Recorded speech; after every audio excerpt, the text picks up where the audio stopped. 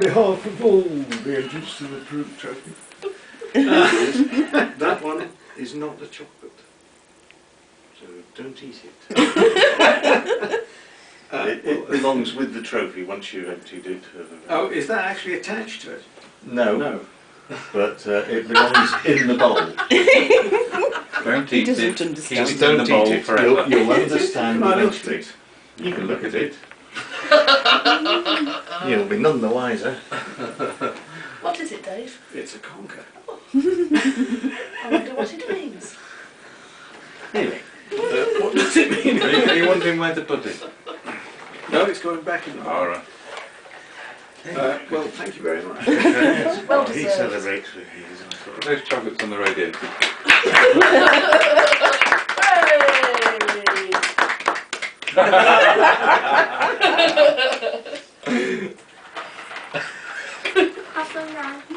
It's 4 pages. It's part of Sue's novel.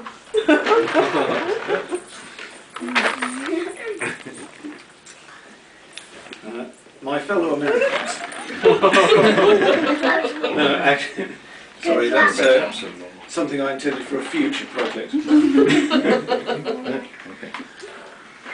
There's grapes.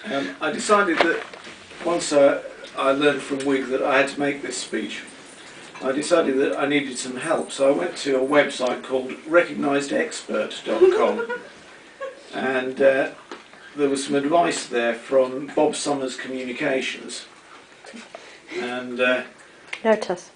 said, before you begin crafting your presentation, take a moment to understand the psychology of an award ceremony. Consider the role the people in the audience played in your standing before them, with an award in hand. What do they want from you? What do they expect from you? What can you say or do that will make them feel good about themselves and the decision to present you with this award?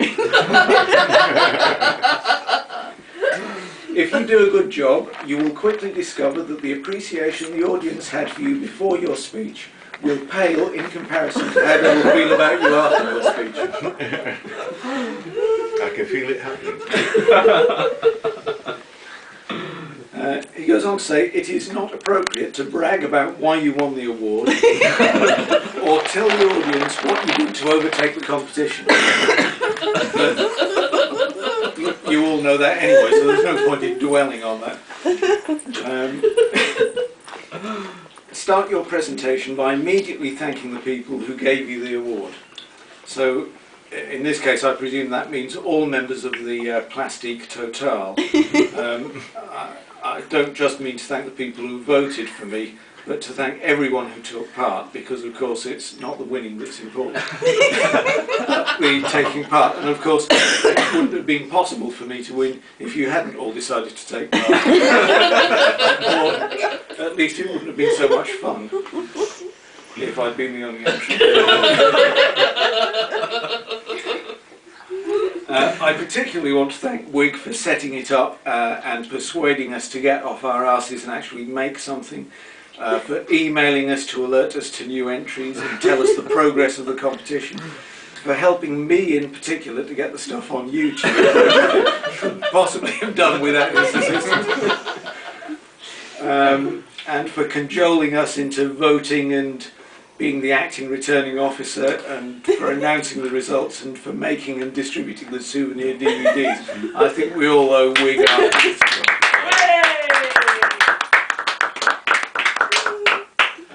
It's a great honour, of course, for me to follow in the footsteps of Patrick Andrew Goodall, the winner of the inaugural trophy. I can't think of anyone in whose footsteps I would rather follow. I can't actually, because I mean we're not talking about stalking here. I don't think I'd make a very good stalker, actually, given my my commitment issues.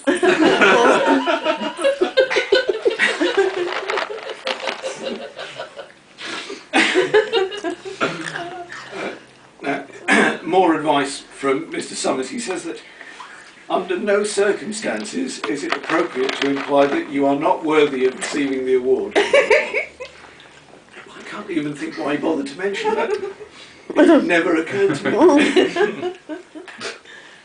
It is, however, appropriate to praise everyone else who was under consideration for the award. So, moving swiftly on. Acknowledge the people in your organisation who made it possible for you to win the award. That is to say, thanking other people who contributed to the making of the video. So, unfortunately, on this instance, I have no one to thank but myself. Although I suppose I should be grateful to David Jacobs, Jill Ireland, David McCullum, Nina and Frederick, for saying such mundane things that could apply to almost anything, including a piece of music 20 years after written 20 years after the programme was transmitted, and then used in a video made 30 years after that. And of course I should mention the wonderful music of George Hinchcliffe, without which none of this would have been possible. Credo video, of course, is only one composition in a remarkable and prolific career, according to George's publicist. Where would I be, or where would any of us be without George? Well, in my case, in bed with Jane Raleigh. But I don't bear a grudge, and it probably wasn't all George's fault anyway. Yeah, it probably was. Yes. I would like to thank my wonderful wife, Angelina that bit got, not that I pinched bits of this from anywhere else. I'd like to thank the students and staff at the Royal College of Art, who for many years were my constant inspiration and reason for living, or at least drinking. I'd like to thank my stylists, which is to say everyone at Tesco Revitalising 2-in-1 anti-dandruff shampoo and conditioner for all hair types, with menthol. And Argos men's grooming products, where I got the shaver and the hair clip. And of course, Primark for my designer clothes.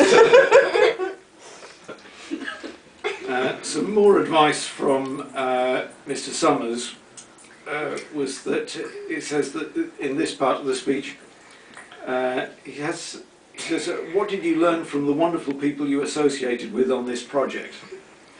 And you have to explain how are you going to be a different and better person because of your association with this organisation? How is the world a better place because of what this association is doing? Answer one or more of these questions in a funny and inspiring way, and you will move the audience to tears. Close your speech with a moving comment. Your audience will remember you and leave the event with complete confidence that they gave the award to the right person. Be humble and be brief. He doesn't seem to have got the hang of this at all. If any of you next year should need advice on writing your acceptance speech, Bob Summers is available on 808 891 0449 for personal consultations, although of course I'm going to do my best to retain the trophy. Now the orchestra is playing in my head. And someone is coming to drag me off so they can go to the ad break. So it's just time for me to thank my family, God, and everyone I've ever met in my entire life.